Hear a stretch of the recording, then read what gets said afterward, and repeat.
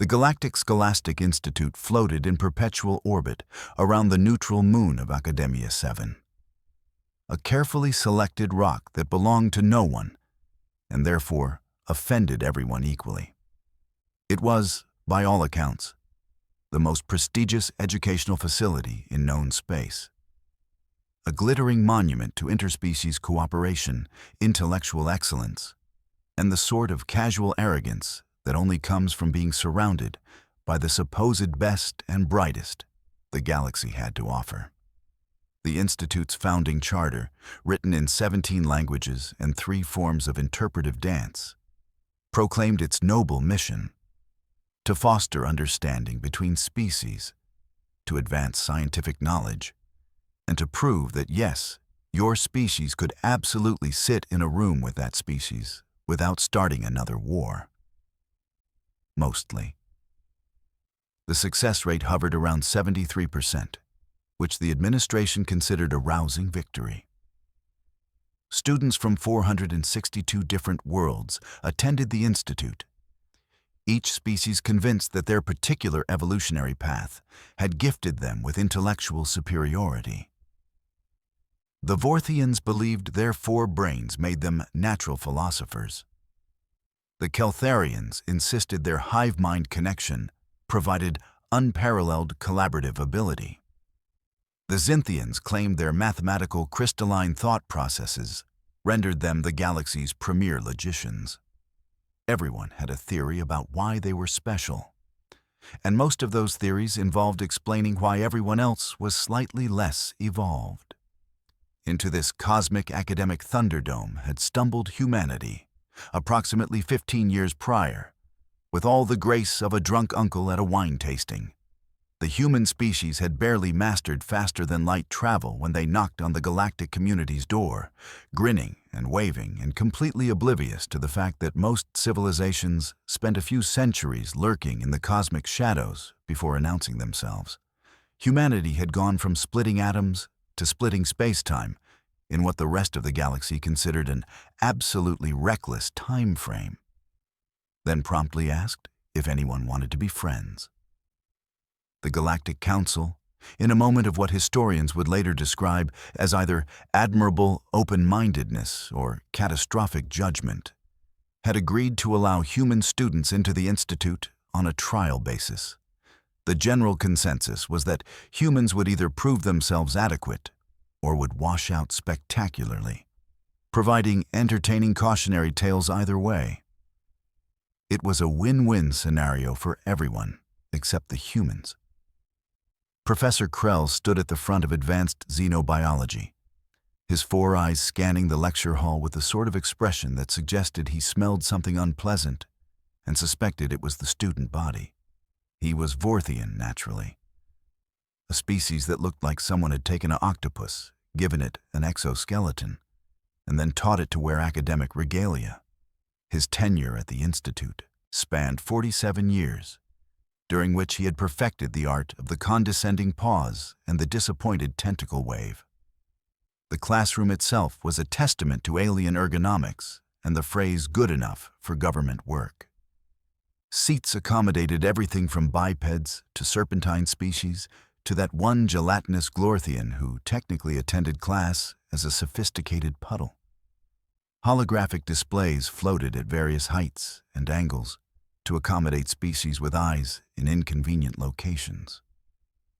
The air mixture was carefully balanced to keep everyone alive, if not exactly comfortable, which resulted in a permanent atmosphere that smelled like a gym locker had merged with a chemistry lab and possibly a fish market.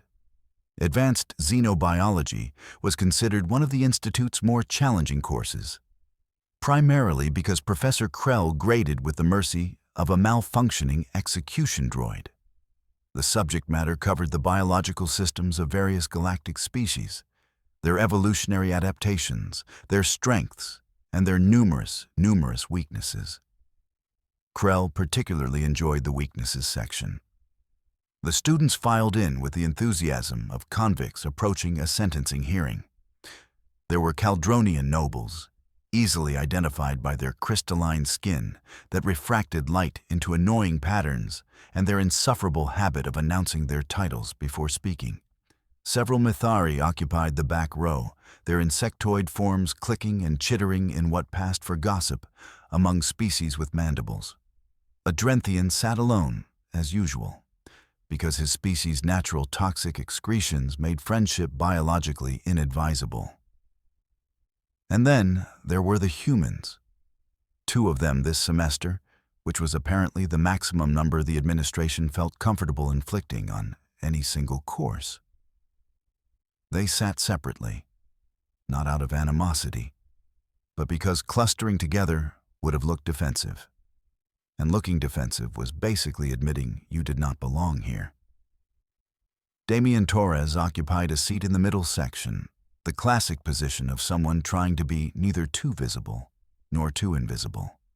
He was tall by human standards, with dark hair that persistently refused to obey whatever product he used on it, and the kind of face that suggested he was perpetually 3 seconds away from saying something sarcastic but thought better of it. He had spent the last 4 months at the Institute learning that human degrees in xenobiology from Earth were considered roughly equivalent to what other species gave their elementary school students as participation trophies.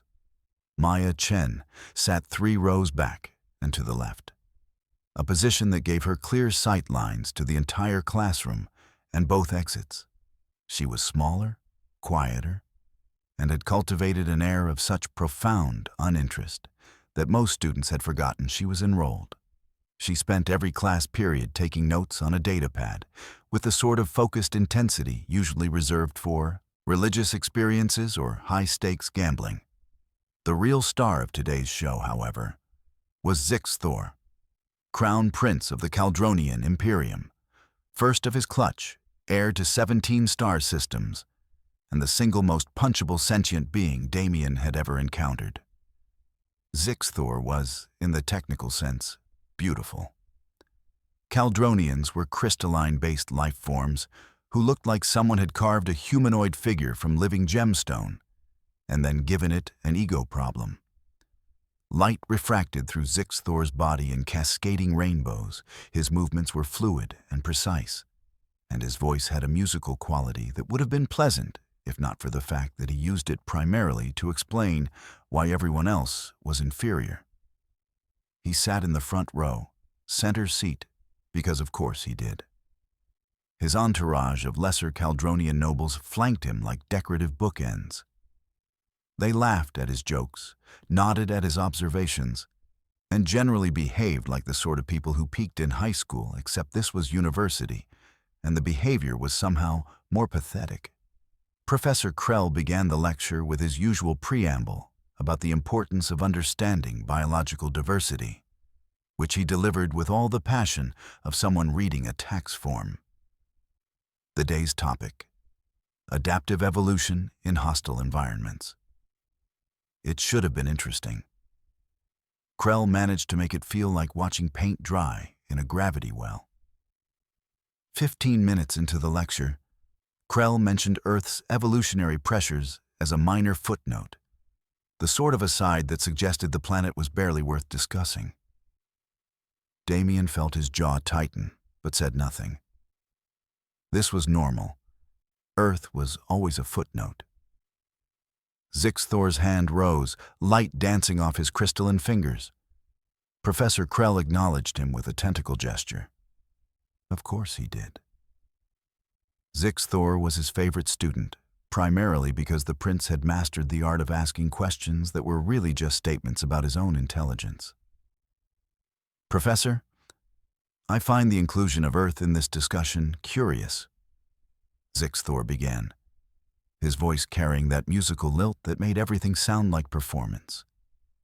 Given that human evolution produced a species with no natural armor, no enhanced sensory capabilities, no psionic potential, and a lifespan that barely qualifies as extended adolescence by civilized standards, can we truly categorize them as successfully adapted?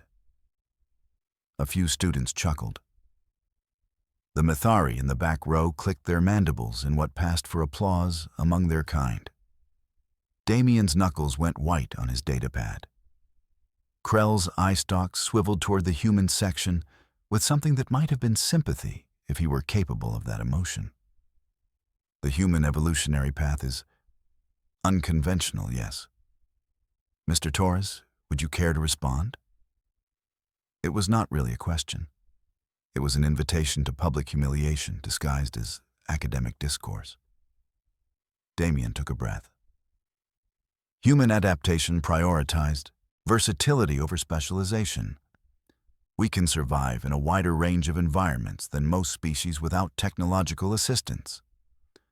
Our endurance capabilities exceed endurance, Zyx'thor interrupted, somehow making the word sound like an insult.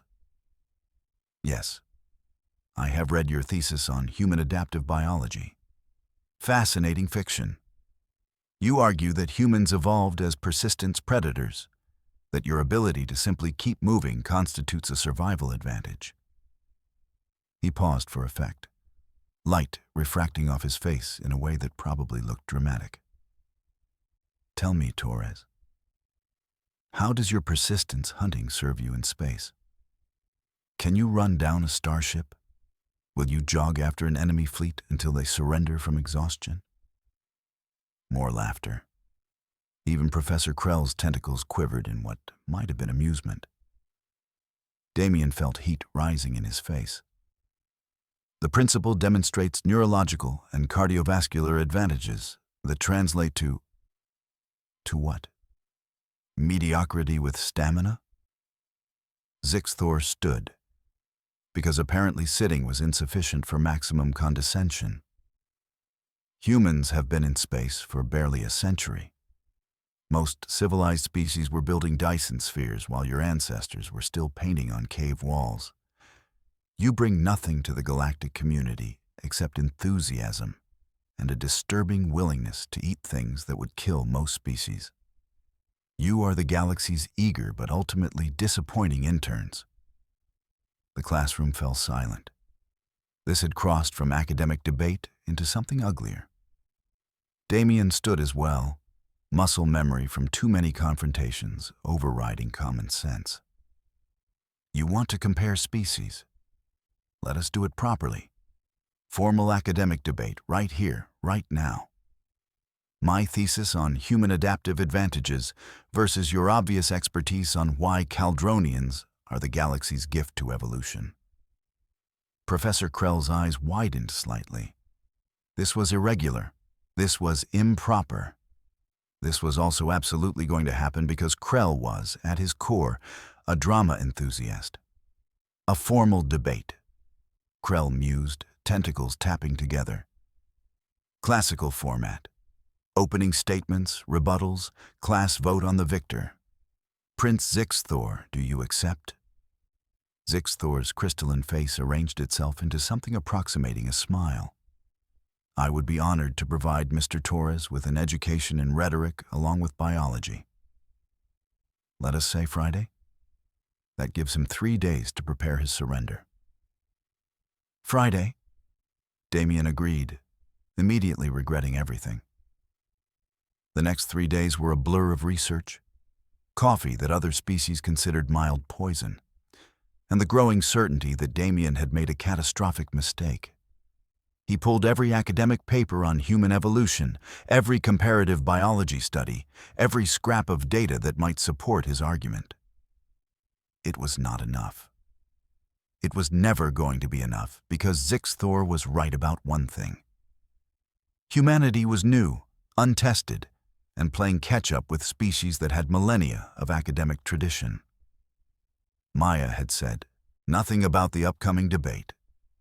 She continued to attend classes, take her meticulous notes, and maintain her aura of profound disinterest.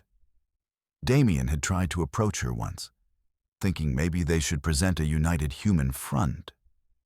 But she had simply looked at him with dark eyes that revealed nothing and returned to her datapad. Friday arrived with the inevitability of a tax audit. The classroom was packed. Word had spread through the Institute with the speed that only gossip about potential humiliation could achieve. Students from other courses crowded in, claiming every available seat and vertical surface. Even a few professors lurked in the back, pretending they were not there to watch a massacre. Professor Krell stood at the front, practically vibrating with anticipation. Gentlemen, the format is simple. 15 minutes for opening statements, 10 minutes each for rebuttals. Then the class votes. Prince Zyx'thor, as the challenger, you will present first. Zyx'thor rose with fluid grace, light cascading off his crystalline form. He had prepared a presentation, because of course he had. Holographic displays materialized around him, showing charts, graphs, and images that would have looked more appropriate in a prosecution than a debate. Esteemed professor, fellow students, I stand before you to discuss a simple truth that should require no debate. The human species, while enthusiastic, represents the galaxy's most overestimated newcomers.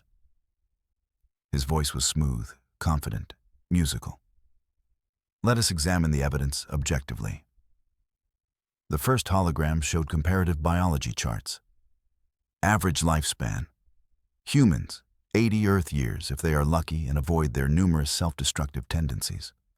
Caldronians, 340 years. Vorthians, 420.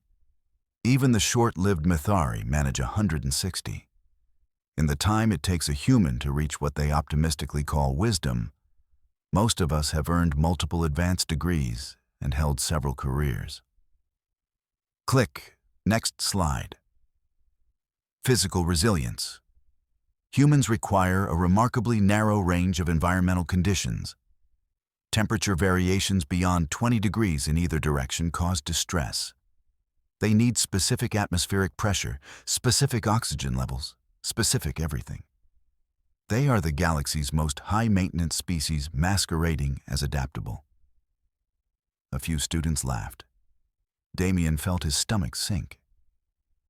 Combat capability. Zyx'thor continued, warming to his theme. No natural weapons, no claws, no venom, no armored hide, no psionic abilities whatsoever. They compensate with tools, yes, but strip away their technology and a human is simply ambulatory meat, waiting to become part of someone else's food chain. They are prey animals who learn to hold weapons, nothing more. The holograms showed human anatomy with helpful labels pointing out weaknesses. Soft skin, vulnerable joints, single heart, fragile skeletal structure. It was clinically devastating. And, yet, Zyx'thor said, his voice dropping into something approximating pity. Humans insist they belong at this institution, learning alongside species who evolved beyond such limitations millennia ago. They write papers about persistence and adaptability while ignoring that true advancement means transcending the need for such primitive survival traits. He gestured at Damien.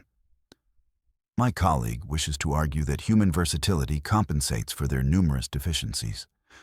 But versatility is simply a euphemism for being mediocre at everything rather than excellent at anything. Humans are the galaxy's generalists in a universe that rewards specialization. They are the student who passes every class with average marks and wonders why they do not receive honors. More laughter. Damien noticed even some of the professors were nodding. In conclusion, Zyx'thor said, light refracting off him in triumphant patterns. Humanity is welcome in the galactic community as enthusiastic participants and occasionally entertaining companions. But let us not confuse inclusion with equality. They have potential, perhaps, in another few thousand years of evolution. For now, they are simply the children at the adult table, and we should treat them with appropriate patience.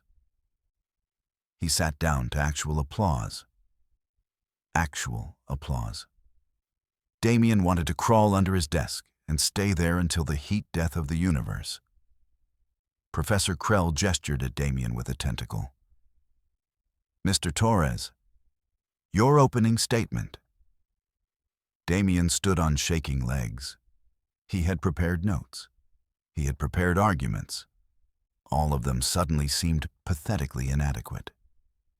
He pulled up his own presentation, charts about human endurance, about cognitive flexibility, about innovative capacity. It all looked like exactly what Zyx'thor had said it was. The desperate justifications of a species trying to prove it belonged. He spoke for his allotted 15 minutes.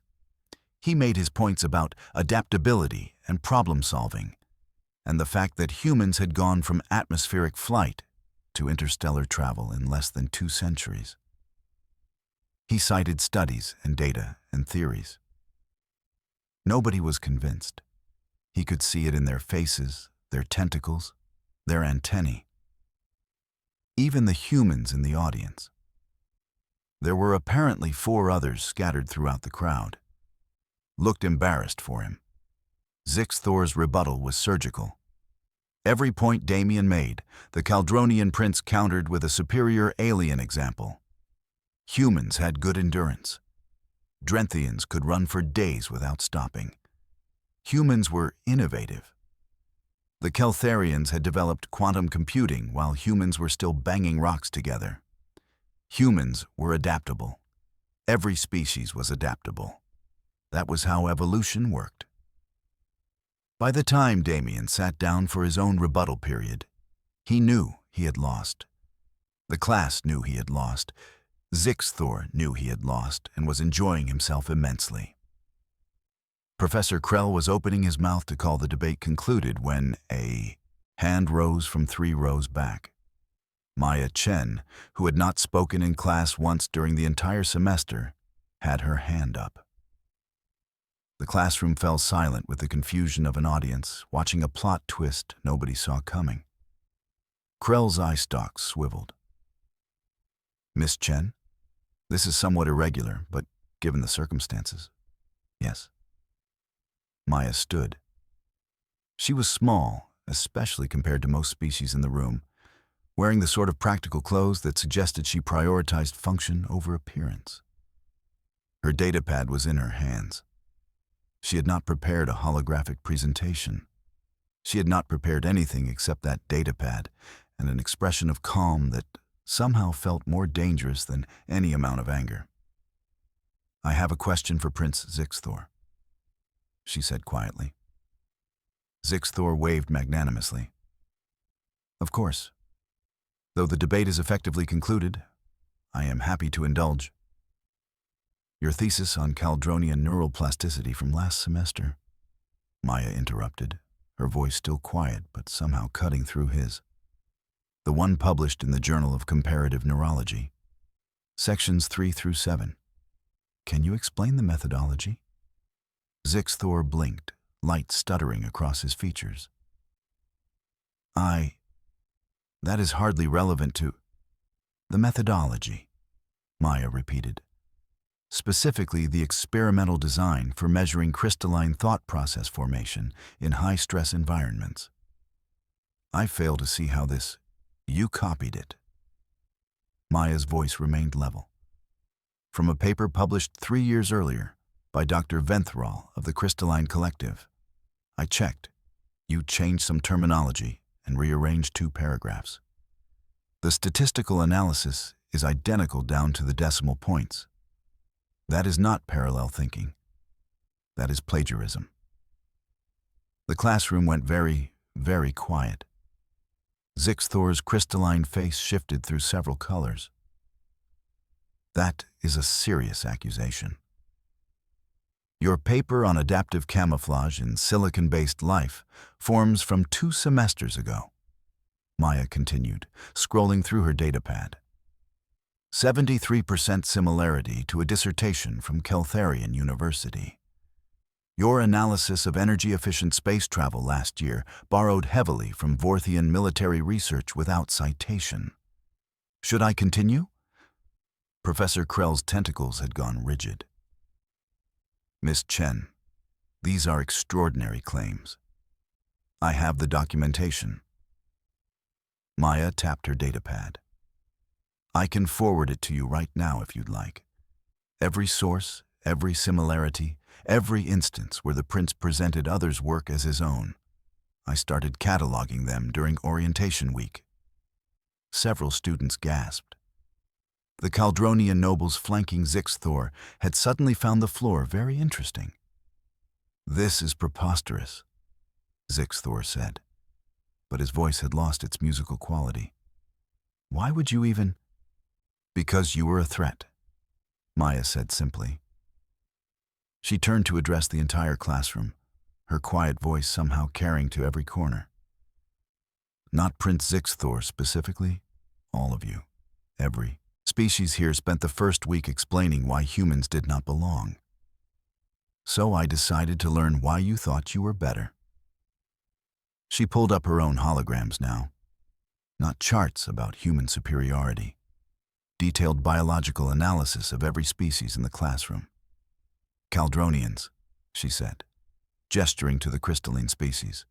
Beautiful, long-lived, excellent memory. Also, your crystalline structure makes you vulnerable to specific resonant frequencies. Your hearing range is narrow. Your reproduction rate is incredibly slow. Your caloric requirements are 3 times human baseline, making you logistically expensive in resource-limited environments. She smiled slightly. I worked out 7 different ways to incapacitate a Caldronian using tools available in this classroom alone. Zyx'thor looked like he was about to shatter. Maya continued, scrolling through species. Vorthians, 4 brains, impressive cognitive ability, complete vulnerability to electromagnetic pulses because your neural network is partially crystalline. Methari, hive mind coordination, interesting social structure, complete psychological collapse if isolated from the collective for more than 4 days. Drenthians, toxic secretions, impressive physical resilience, allergic to 23 common industrial compounds, including the lubricant used in standard airlock doors. She looked around the classroom. Should I continue? I have files on all of you. Biological weaknesses, psychological pressure points, species-specific vulnerabilities. 4 months of notes. Detailed, thorough, cross-referenced with every academic database I could access. The silence in the room had evolved from shocked to terrified. The thing about humans, Maya said softly, is that you are all correct. We are not the strongest.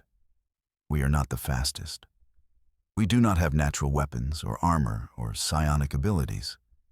What we have is pattern recognition, threat assessment, the ability to observe, analyze, and prepare.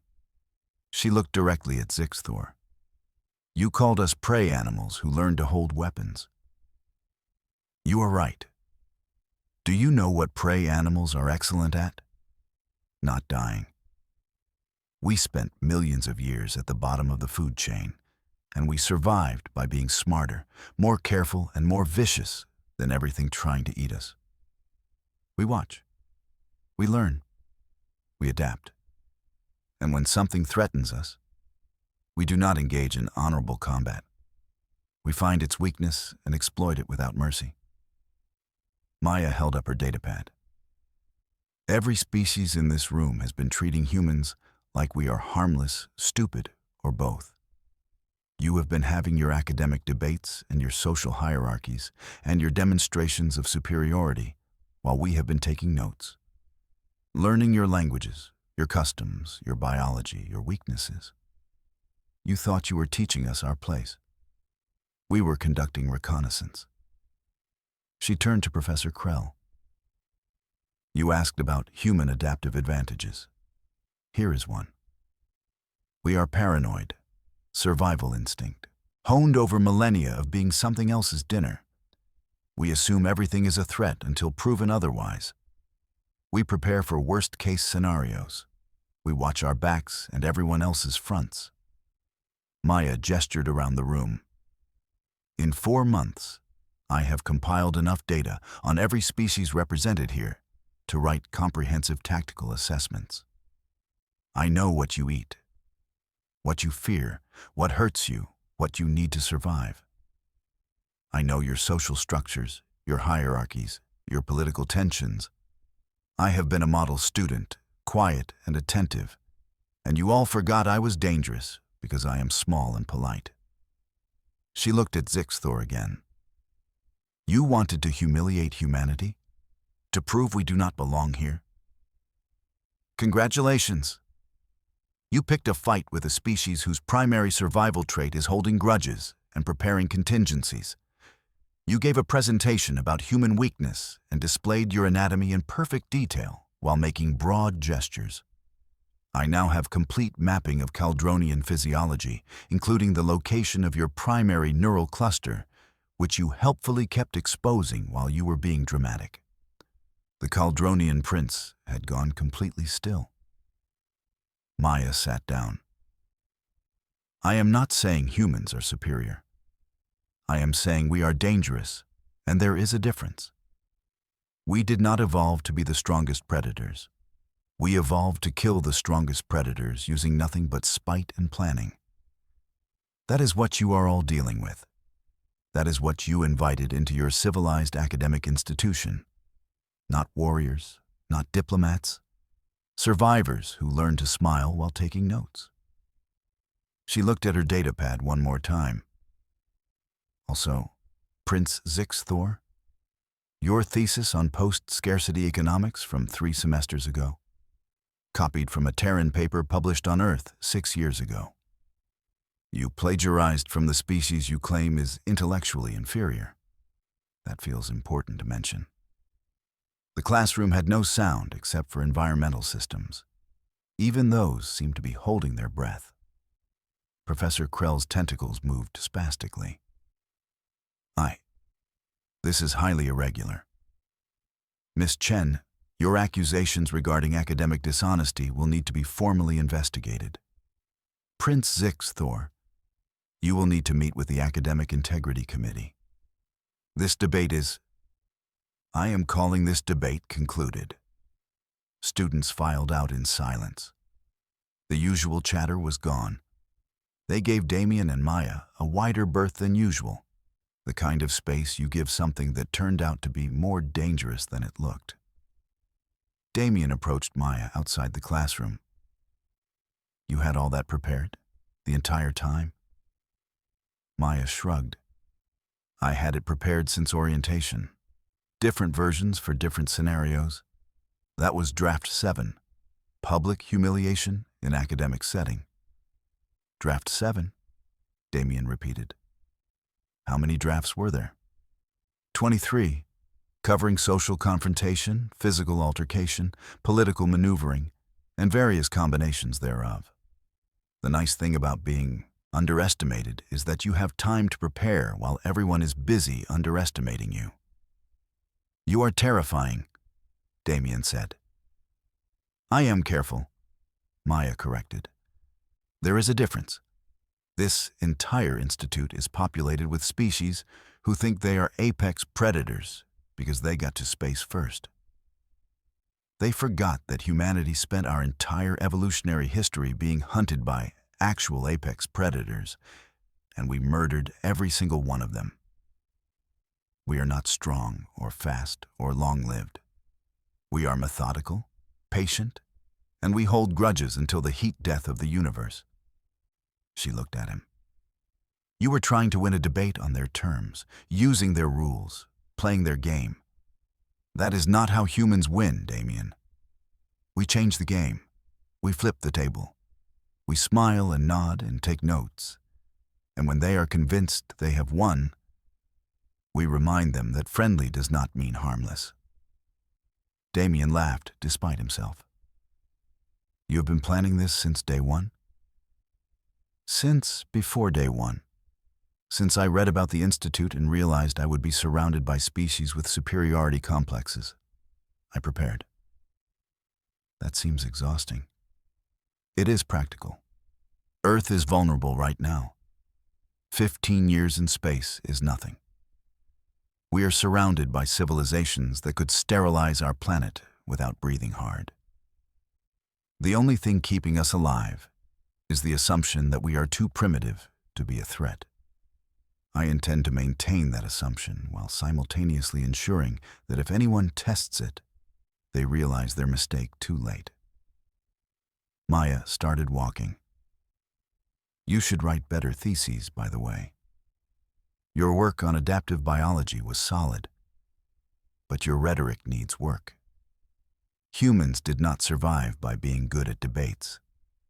We survived by being good at violence and pretending we were not. She disappeared into the crowd of students, leaving Damien standing there with a distinct feeling that humanity's position in the galaxy was more complicated than he had realized. Over the next few weeks, the atmosphere at the Institute shifted. Students were more careful around the human contingent. Professors were more respectful. The casual dismissal stopped, replaced by a cautious wariness that was somehow more satisfying than respect. Prince Zyx'thor, after an investigation that was remarkably swift considering his royal status, was placed on academic probation and required to retake several courses. His entourage dispersed. He sat alone in classes now, quiet and careful, his crystalline light dimmer than before. Maya continued taking her notes. Damien learned to appreciate the value of having someone watching his back who treated survival as a full-time occupation. Other human students began arriving at the Institute, and they found an environment that was suspicious rather than dismissive, which was an improvement. Professor Krell, in a private moment of uncharacteristic honesty, admitted to Damien that the human exchange program had been more educational than anticipated, though not in the ways the administration had intended. Humans, it turned out, did not need to be the strongest or the smartest. They just needed to be observant, patient, and willing to weaponize information at the optimal moment. The galaxy had invited humanity to the table, assuming they were adopting primitive cousins who needed guidance and education. What they had actually invited was a species that spent millions of years learning how to kill things bigger, stronger, and better armed than themselves, using nothing but planning and persistence. They had invited survivors who smiled while cataloging weaknesses. They had invited prey animals who became apex predators through sheer bloody-minded refusal to die. Humanity was not the galaxy's strongest species. They were not the smartest or the fastest or the longest-lived.